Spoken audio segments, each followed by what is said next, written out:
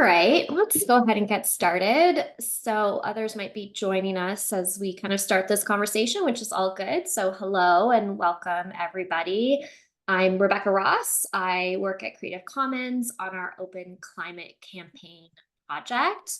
And it really is my pleasure to welcome you all to this conversation we'll be having over the next hour between Creative Commons and our friends at Openscapes. So really looking forward to this. So before we get started, just wanted to go through a bit of housekeeping and also give you a really quick overview of our work at Creative Commons when it comes to open science, so open access, open data, particularly when it comes to climate research. So our purpose at Creative Commons is to empower people to grow and sustain the thriving commons of shared knowledge that we need to address the most pressing issues of our time. And of course, there's likely not a more pressing issue of our time than the climate crisis. So our climate program really is meant to address increasing access to open data, as well as to published research through our Open Climate Campaign. Our Open Climate Campaign has a really ambitious goal to see all climate change and biodiversity research available as immediate open access. And we really mean all. So we're going to be working on this for the next couple of years with a goal to make sure all of this research is available to everybody, because we firmly believe that open access is a necessary condition for addressing the climate crisis. We are also going to be launching some really exciting initiatives over the next few months. So it would be wonderful if you could all follow us. I'll drop in our links to our socials in the chat in just a few minutes, and we really look forward to continuing to engage with you all. So just a few quick housekeeping notes. We are recording this session, and we will be posting it to the Open Climate Campaign YouTube. If you don't want to be recorded, please keep your camera off. The audio and chat will also be recorded. And we really want to say hello to all of you. So please. Alhamdulillah. Mun gode Allah. Maybe Wallahi kuwa. you. Amin suma amin. Amin. Perfect. Thank you. So we have a collaborative note-taking document, which Stephanie has been dropping into the chat. Please head over there. We'll take some notes and you can introduce yourself and sort of answer our icebreaker question. And you can also drop your questions into that document. We'll aim to hold questions until the end of the conversation, but you can put questions in that document or definitely into the chat as well, and we'll make sure to address all of that. All right, so for today, we are going to have an interview between Taylor and Julie. Taylor Campbell is our project lead of Open Knowledge at Creative Commons. She leads both the Open Climate Data Project and the Openly Licensing Life Science Preprint Project at Creative Commons, and has some really interesting recommendations to share with you all today. Julia Lowndes is a core member of the Openscape team and founding director. She's a marine ecologist working at the intersection of actionable environmental science, data science, and open science. So thank you very much for coming, and I'll pass it over to you, Julie. Great. Thanks so much, Rebecca. And hi, everybody. It's so great to be here with you all today.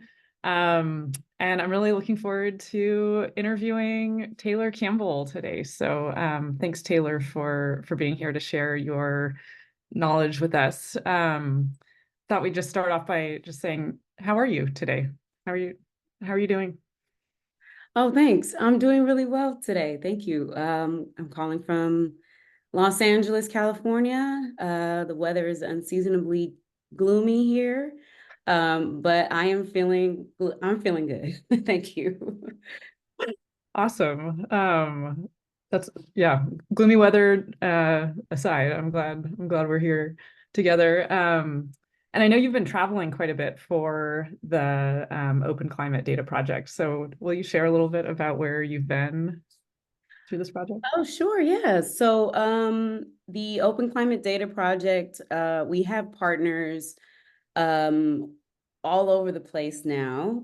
Specifically, our primary partner is the UN World Meteorological Organization, the WMO.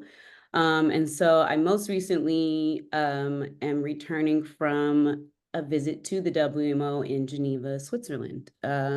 We had a opportunity to present the Open Climate Data Project's recommendations to the WMO delegation. And so that, I mean, I'm sure we'll talk more about it, but yes, most recently coming from Geneva, which it was my first time there. It's a very lovely city. Oh, cool. Yeah, I'd love to yeah, we'll hear more of those details. So that's neat that you actually got to meet folks in person and be there on site. Yeah. Oh, cool. Well, so let's hear more about what the Creative Commons Open Climate Data Project is. Can you share a bit about what it is and what did you do for your role? Sure, yeah. So Creative Commons, we are a global nonprofit that has been working to openly license creative goods for the past more than 20 years. And recently, as Rebecca mentioned, we've started to use our powers for good, specifically addressing some of the world's biggest challenges. And so one of those biggest challenges being the climate crisis. The Open Climate Data Project is specifically using Creative Commons network and resources and expertise in open licensing to help address the climate crisis in a more targeted way. And so we're trying to maximize the sharing of climate data with this project. And we're doing that by partnering with organizations that create climate data. Many of them are government or intergovernmental organizations and agencies that really are monitoring the climate with satellites and monitoring the air, monitoring the oceans, and actually making that data available to the public on purpose. Many of these organizations are publicly funded with, taxpayer dollars, grant dollars, and kind of are inherently set up to be able to share with the public just by nature of their service. But we are learning through this project that there's still some work to be done in terms of maximizing the shareability of those data so that they can be used worldwide without restriction, and so that we all collectively can use those data to work toward addressing the climate crisis, however we might be able to do that.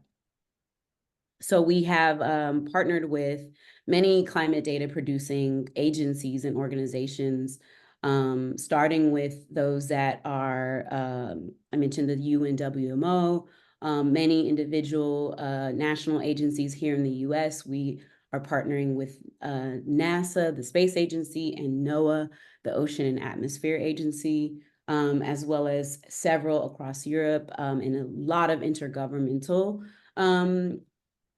coordinating groups, which kind of are like, representing many nations around the world that may not necessarily establish standards individually, but that are finding strength in numbers. So we've had the opportunity to develop a really cool set of resources and a really deeper sense of understanding around how that's happening currently and where we might be able to improve. Oh, so cool. This is such a big deal and hugely collaborative project. So it's really awesome to hear you talk about it. I was thinking before we get into the best practices and results of what you've learned through this, would you be able to share an example data set that you've been working on, or something that that comes to mind so that just folks can have an example to run with going forward? Yeah, so I would say our biggest closest partner actively currently is the UK Met, which is the meteorological office for the UK. They interestingly play at the intersection of the WMO and the UK Met, so they have a lot of influence, not only as a Met office themselves, but also in terms of shaping the way that the WMO is developing its unified data policy. And so because the WMO has a unified data policy, that kind of provides guidance for all of the WMO members. And there are 166, I believe, nations that are members of the WMO. And so each individual weather or meteorology agency for each individual nation or territory is using the WMO Unified Data Policy as its guiding post. So yes, UK Met, I would say, let me pull up their website. I think the UK Met is a great example. And I'll show you what they have here. I'm gonna go ahead and share my screen if that's okay.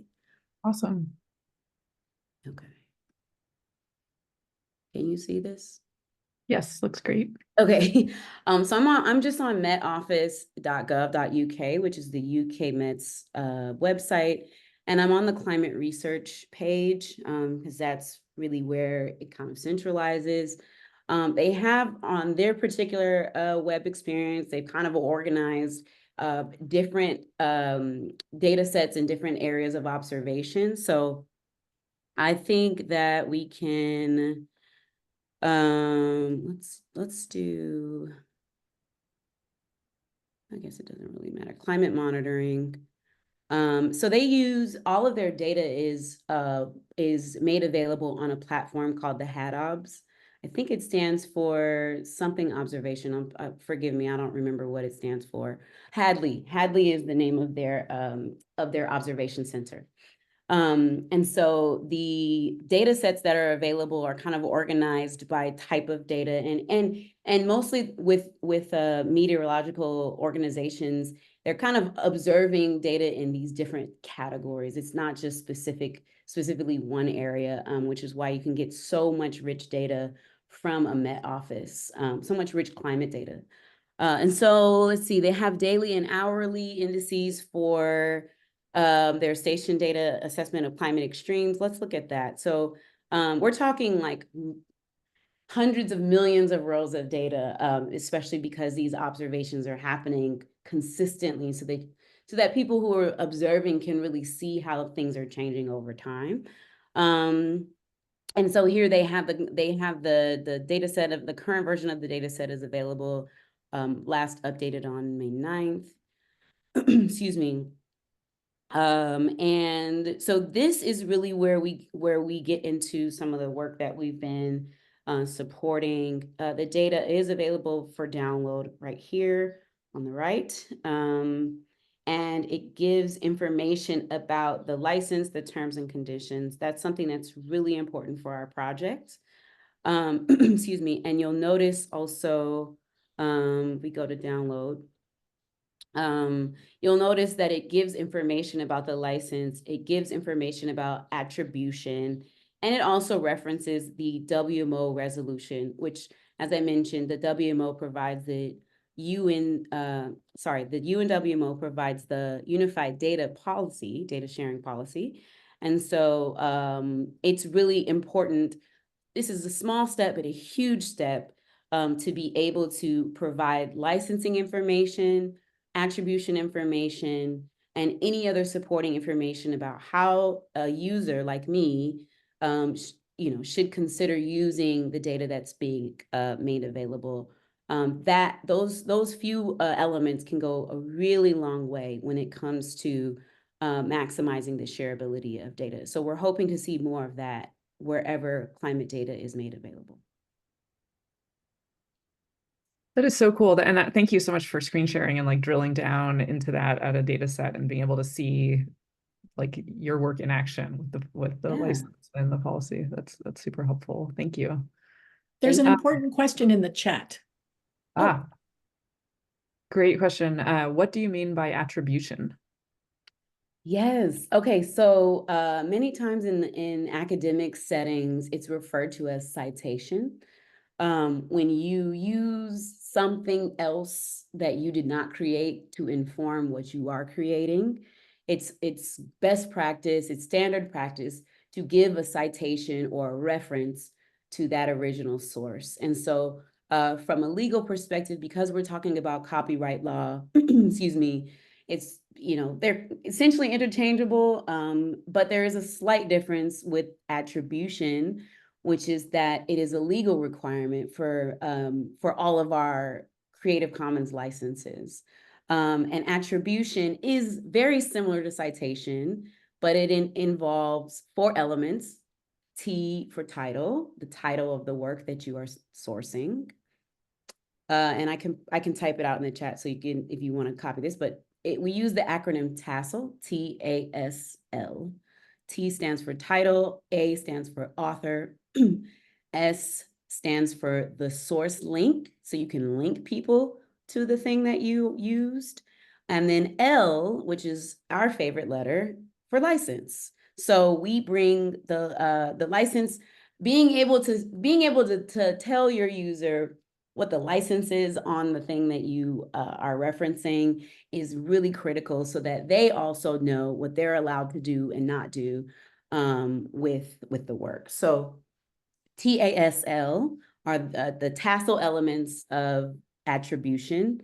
And again, attribution comes standard practice for all of our Creative Commons licenses, because we believe in referencing your sources, giving credit where credit is due, and also sharing the information that's needed for the next person to know exactly what it was and how they can use it too.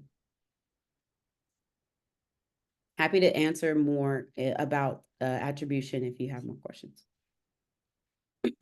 Oh, I see. Like attribute cite this data as, or attribute cite the data they use to generate the one showed, or both. Okay, so it's actually we want so let's go use the UK Met as the example. They've created this data set.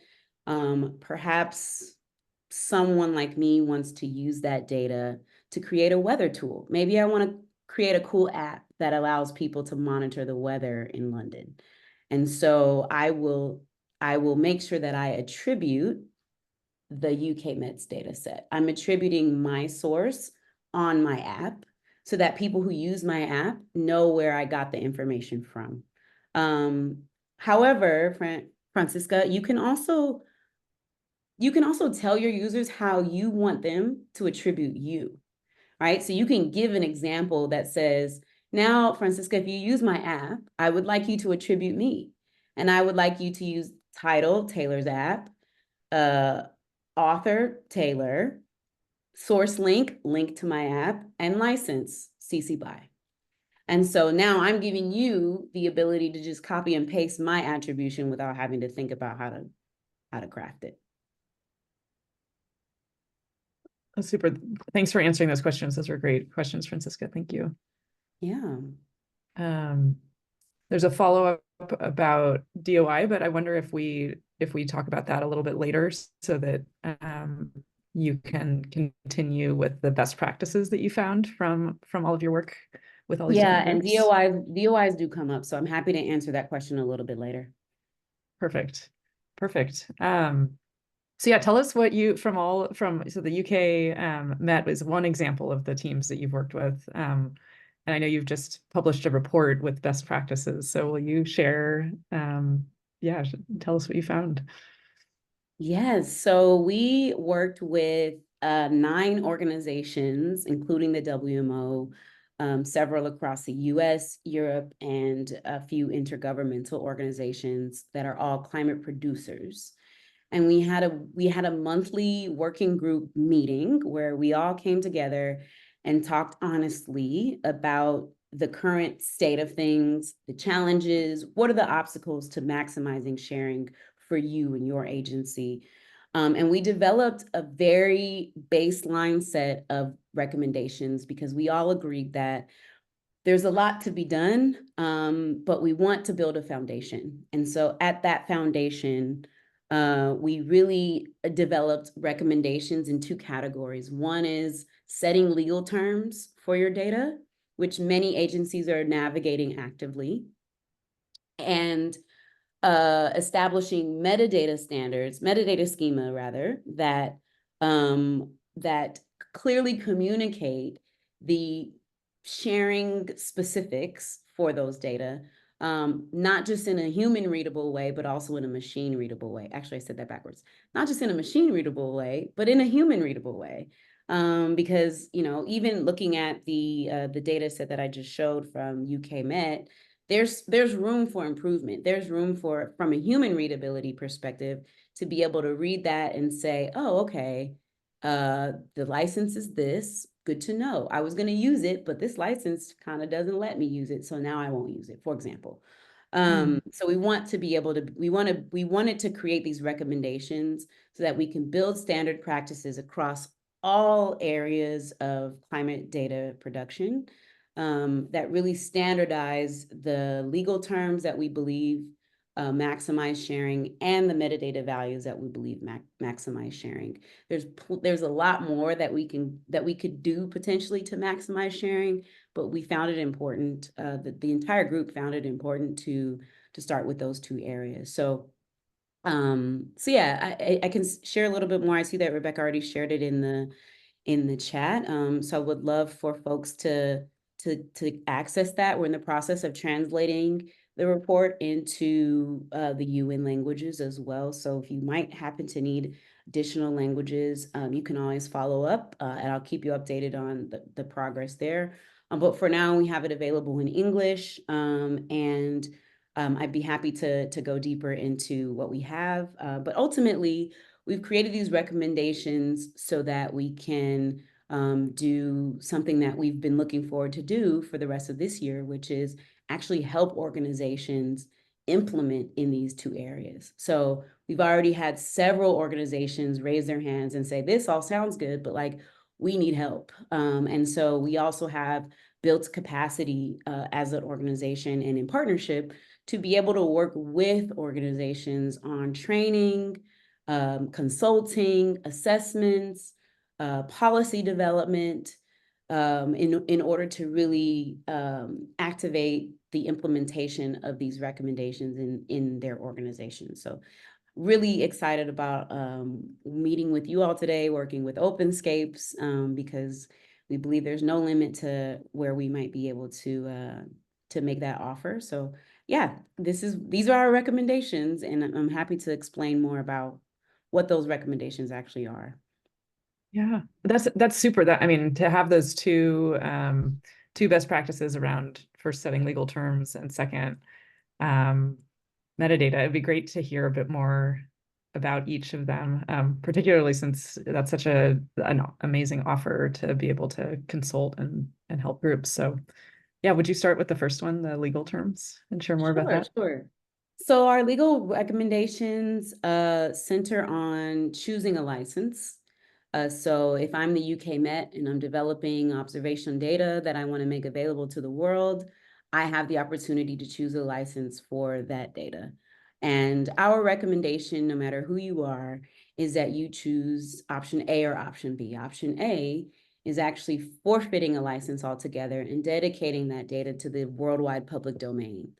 By doing that, you're saying the world can have this data because the world deserves this data, and can do with it what the world pleases. And so option A is a dedication to the worldwide public domain, which can be done by using the CC0 label.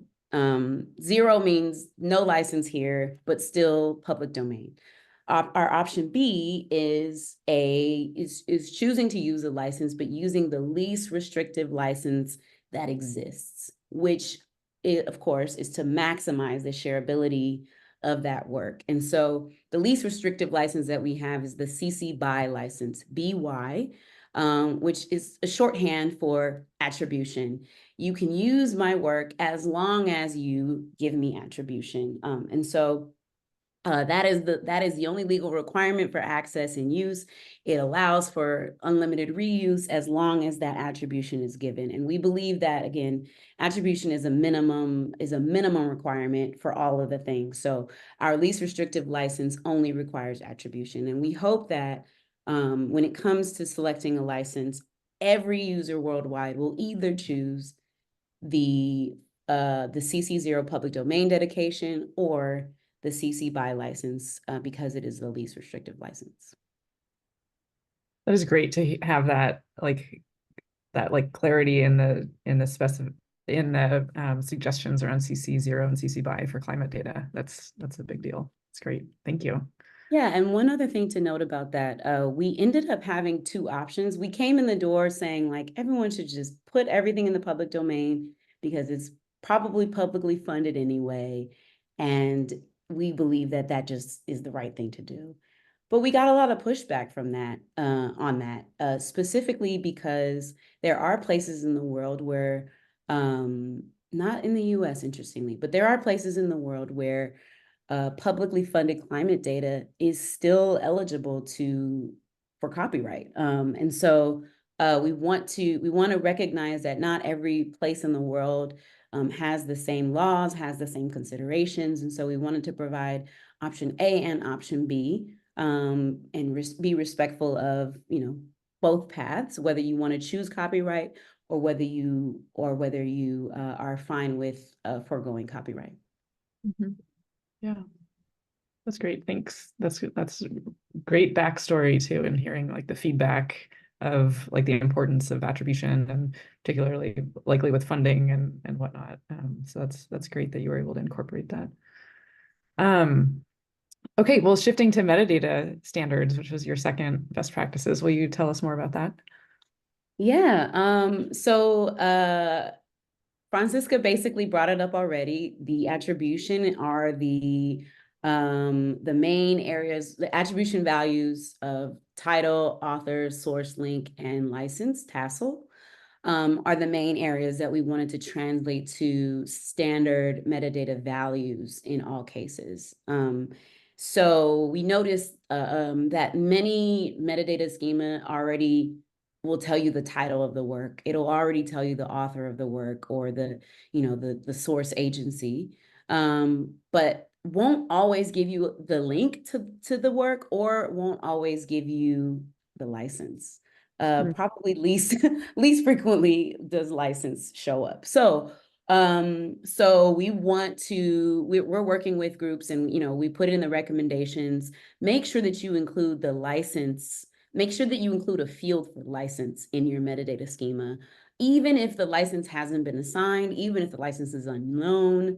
Put it there as a placeholder, because we really want to standardize the practice of making that something that people should be able to find, people should be able to know, machines should be able to read.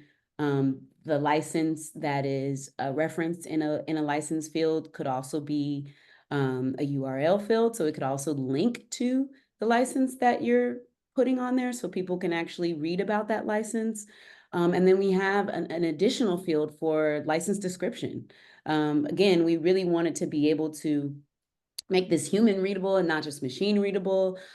So yes, your license field may say, CC BY NC, but a human might be like, that sounds great, but I don't even know what that is. And so the license description field is also a recommended field where we can just plain language, English, for now. Again, we're going to translate the full document, but plain language description, summary description of what this license allows you to do, and does not allow you to do, or requires of you if you are to use this data set.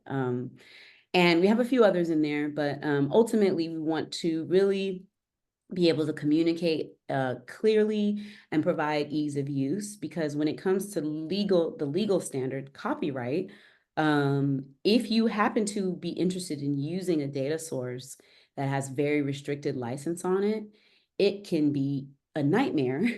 Frankly, it could be a nightmare when you want to combine a very restricted, we want to combine a data set that has a very restrictive license with another data set for your analysis purposes. And so having that information made available up front, we believe will also encourage the practice of actually opening up, using more open licenses on the data, so that when a user sees it, they don't say, I'm not going to use this. It's way too restrictive for me to even be able to find utility out of, and can also encourage conversations about, and we're big on conversations at Creative Commons. So you might run into something that's very restrictive, but then you can reach out and say, hey, I really want to use this. but you have this really restrictive license on it and it's preventing me. Might you reconsider?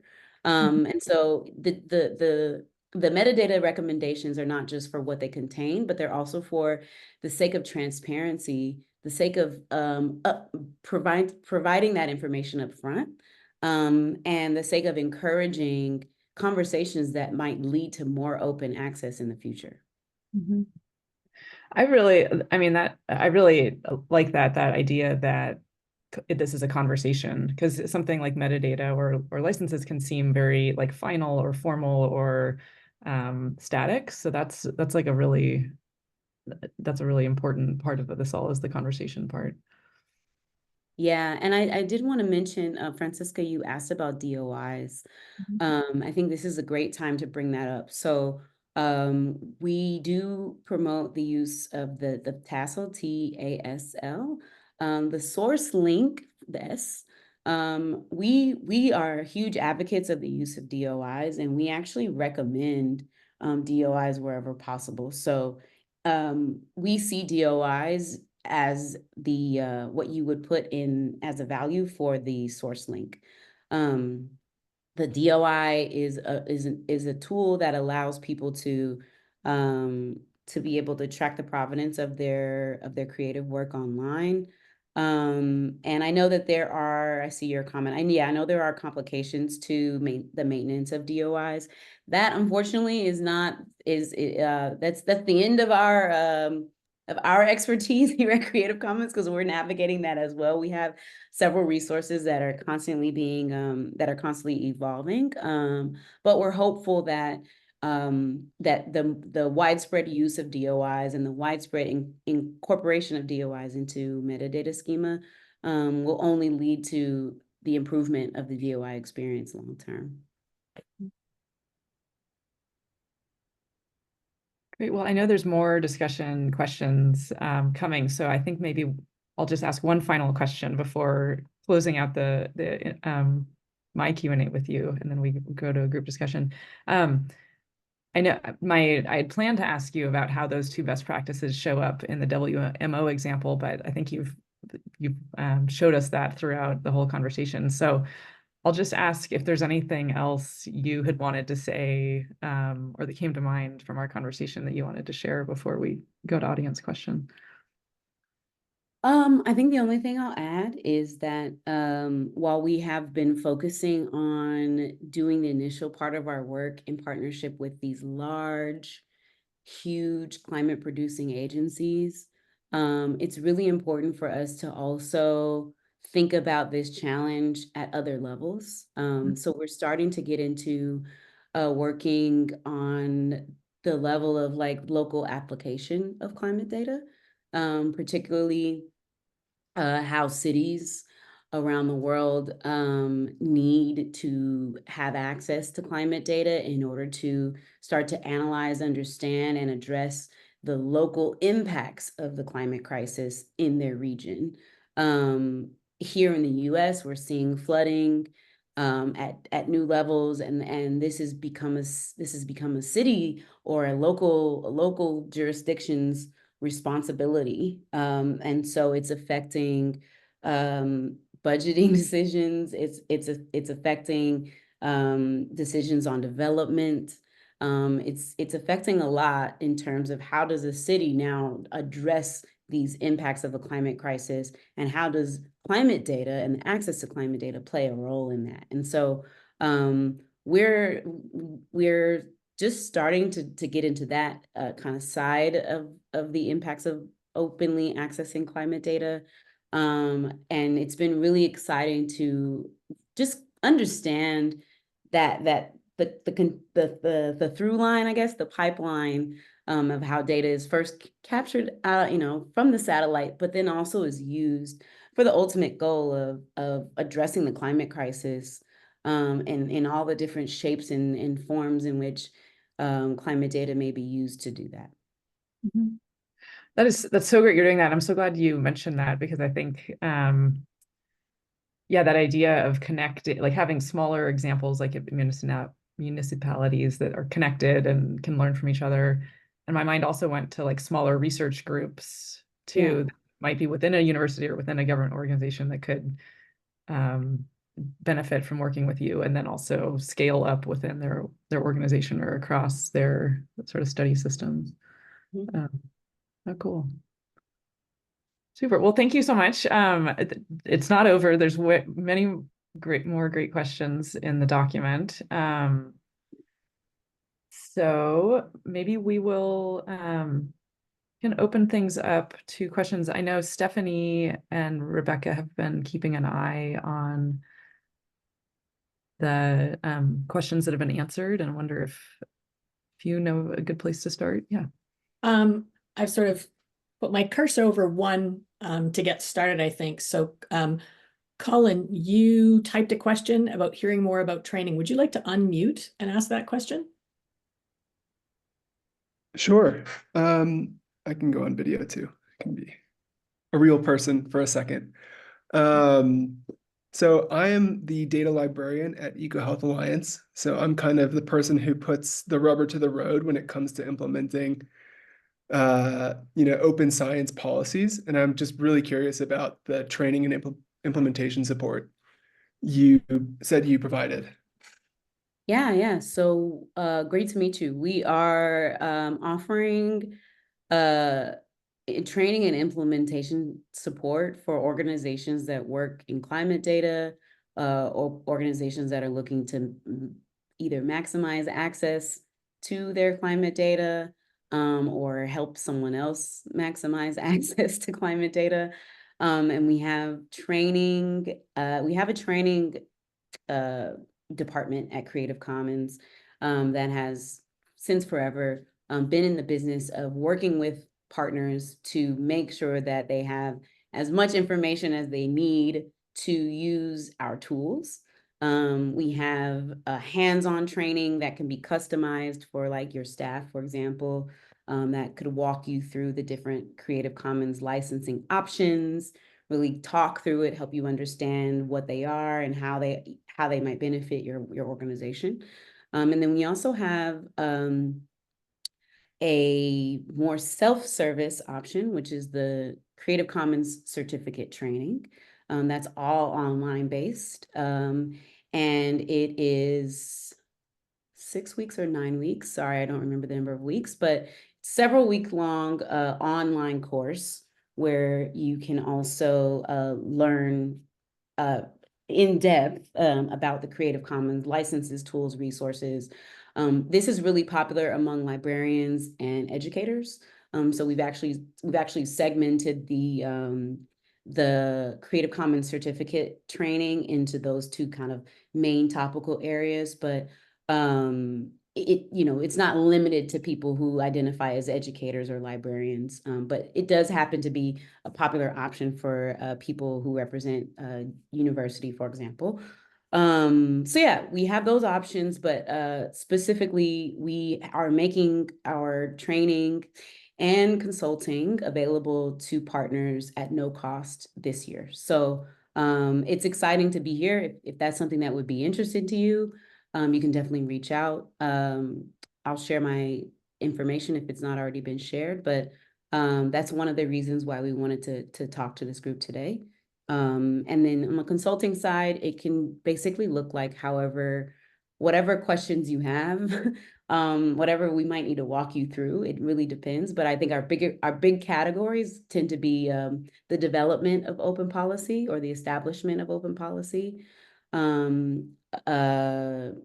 updating what you have currently, kind of like advising through the update process. Maybe you're like, we need to update our licenses, or we need to update our metadata. Can you help us do that? Or lastly, kind of consulting with kind of establishing connections with others in the space that might be helpful as you do your own work. So we'll take some time to talk through it and kind of customize a consulting arrangement that makes the most sense. Great, thank you. Sure. Thanks. Taylor, can I just jump in? I wanted to add one other component on the training side of things from the Open Climate Campaign. And this really complements everything that Taylor just said. But what we're doing at the Open Climate Campaign is also providing support on the creation of open access policies, which of course include open data practices. So for any of you, if that's something that you would like to talk about for your organization, that's certainly a place that we can also help. So obviously the high level policy is what's going to guide future practices. And if you need support in doing that, that's the place that we can definitely help you get involved. And I can drop both mine and Taylor's contact information into the chat. Great. Yeah, thank you for adding that. Yes, Open Climate Campaign and Open Climate Data Project are sister projects here.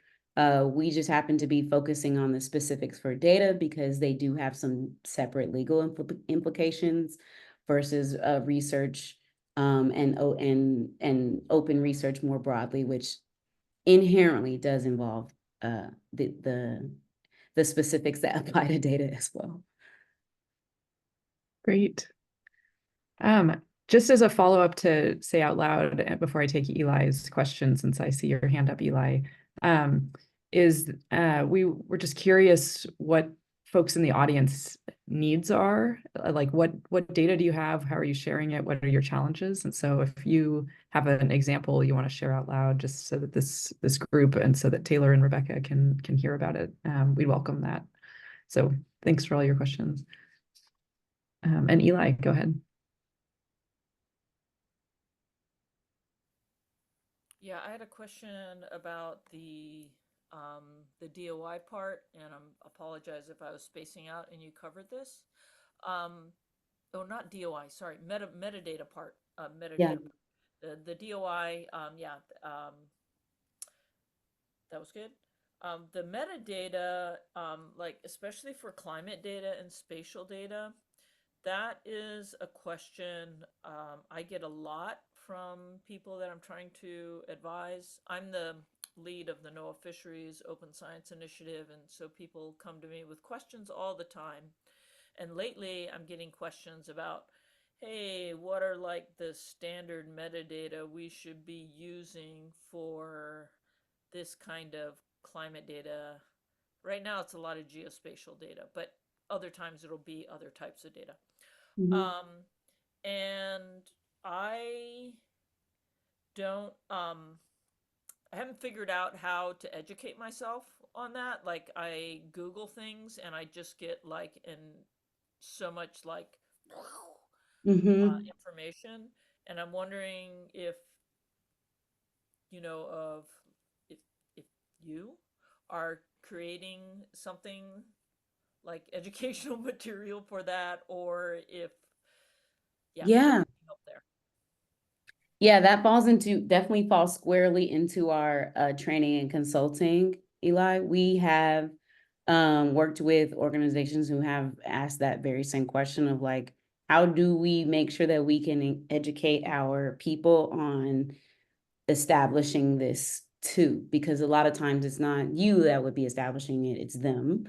And so this would fall under our training and consulting. I would encourage you to follow up with me so that we can go deeper. But at a high level, I can say that we would start with a combination of our recommended metadata values, the WIS2 metadata, which it's a standard kind of a metadata standard, and then if it's appropriate, the WML unified data policy, which all kind of provide metadata guidance.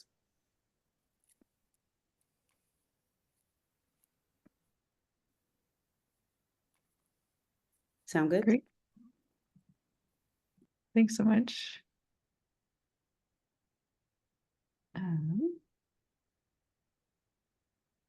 Let's see. Which question shall we handle next? There are questions in the list though, so I think we can go next to Colin's question. Are you thinking about how to integrate these recommendations into data management plans? We have been generally thinking about it just in terms of supporting the individual data managers that have reached out to us. On a broader scale, this year, our focus is not on data management plans more broadly, but it is on metadata standards more broadly. So eventually that might also influence DMPs, but right now, no.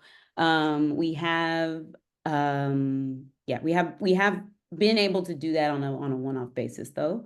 And with regards to the metadata plans, we're partnering with the gosh, why am I drawing a blank? This is not good. We're partnering with the different organizations that provide metadata standard for the world. And we're hoping to at least work with them for, kind of influencing standards that might trickle down. But would be really interested if you have any insight into where we might be able to integrate into data management plans more broadly, because I think that's definitely still something that we want to be able to do. Yeah, kind of building off of what Eli was talking about, I get a lot of questions about which metadata standards should be used, which metadata fields are actually necessary, et cetera, et cetera. And so I think like the work that you've described will fit in well into like guidance for data management plans as researchers are creating these new data sets. And I think it's increasingly necessary as funders like NSF and NIH and NASA require researchers to publish data. Like we don't want to pollute the open data ecosystem with poorly described data, right? So I think having all the help that we can give researchers as they create these data sets is going to be really important to making sure that like the aims of funders are met, right? Like we have this nice usable corpus of data and not something that people are just trying to check a box to get through.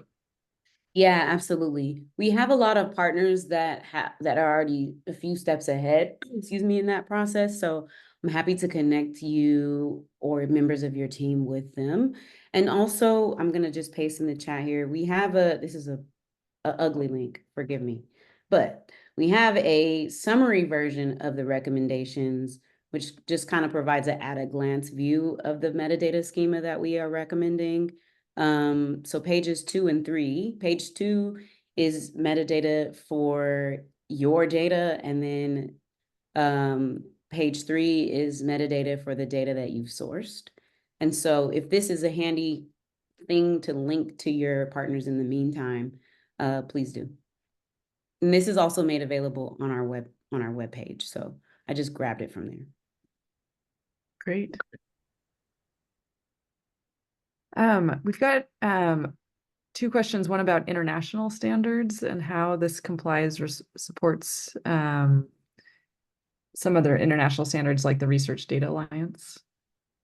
Yeah, we were really intentional about reviewing and aligning with international standards. So by our accounts, nothing is in conflict with any international standards or international copyright laws.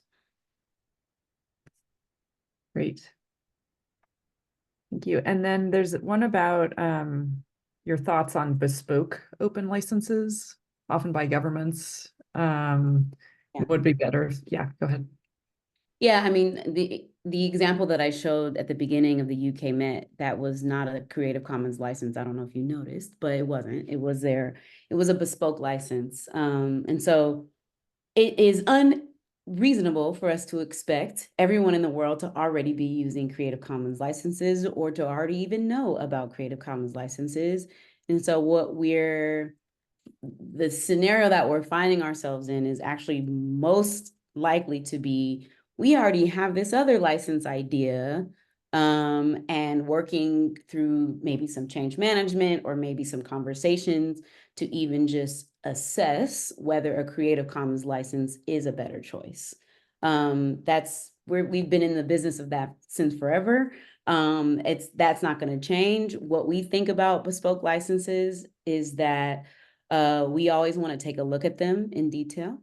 I always ask our general counsel to review them and to identify where there might be obstacles to maximal sharing.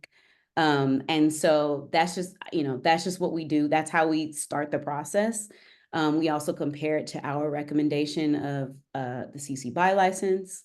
And we do a side by side, and then we use that side by side to have a conversation.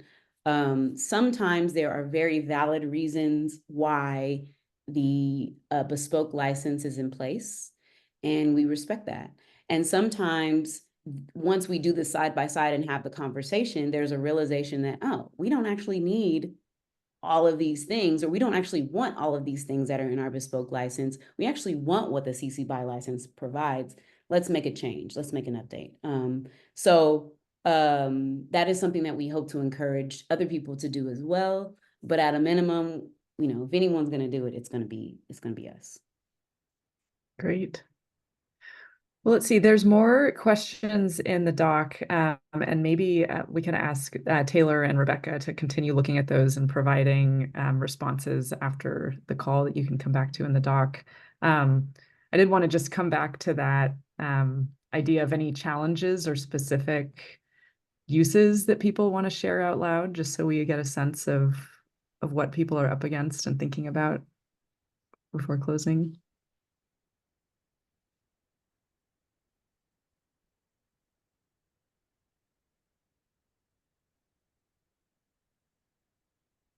I see the question here from Daniel, curious about balancing sovereignty and justice concerns when working through CC licensing stuff.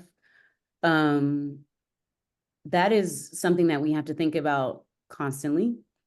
We stand by our recommendations on the licensing side for CC0 or CC BY, but we recognize that doesn't always meet, neither of those always meet the needs for, every group around the world.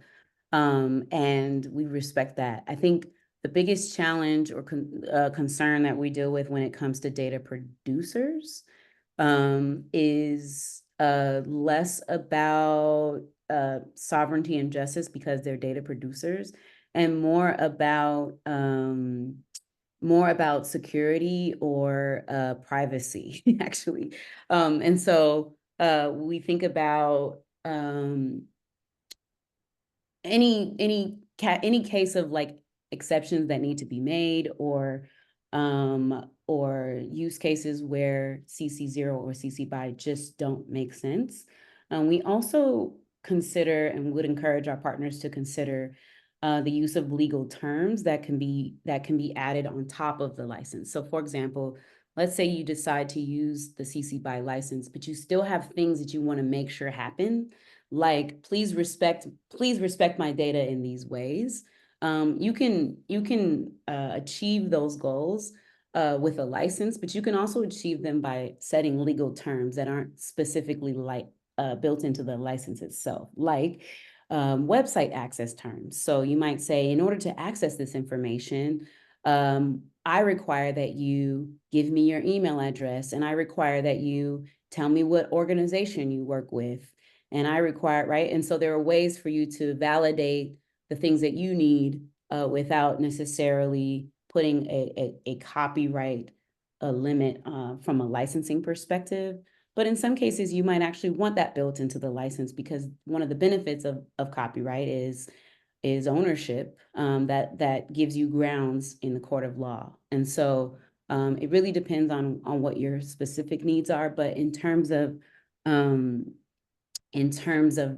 justice, it's our organizational point of view. We believe that the more open it is, the more it benefits the world.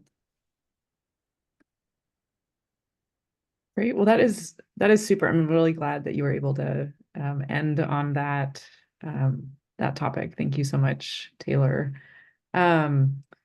So I think, given the time, we'll say thank you so much, Taylor, for this conversation and for sharing so much with this whole group here. And I will pass it over to Rebecca for closing. Thank you, Julia. Thanks. Thanks so much, Julia and Taylor. That was great. And thanks to all of you for your questions and listening through. This is a really important and complex topic. So just really, really appreciated the engagement on this topic. And on that note, we've dropped in our contact information throughout. So I know Taylor and I would both be thrilled to continue the conversation and talk anything to do with open access, open science, open data, and the CC licenses. So we will be posting this on our YouTube channel, and you can definitely reach out to us at any time. So just as we're closing up, and I really love this practice, there's going to be an efficiency tip and an inclusion tip of the day, which I didn't come up with, but I have the pleasure of reading to you all. So your efficiency tip of the day: to get started when you're writing documentation or metadata, the suggestion is to have a place, have an audience in mind, and to design for readability and accessibility. And in the document, there's a really great link. I actually clicked through it today of a presentation that gives a lot of good tips on how to kind of push through that writing, documentation, and metadata. And in terms of the inclusion tip for the day, really good tip to share your slides at the beginning of a talk, perhaps even earlier. So this helps folks who are attending your talk and they're using an assistive device like a screen reader to follow along really easily. So another great tip. So thanks again to all of you, and really looking forward to keeping this dialogue going. And until next time. Thanks. Thank you, everyone.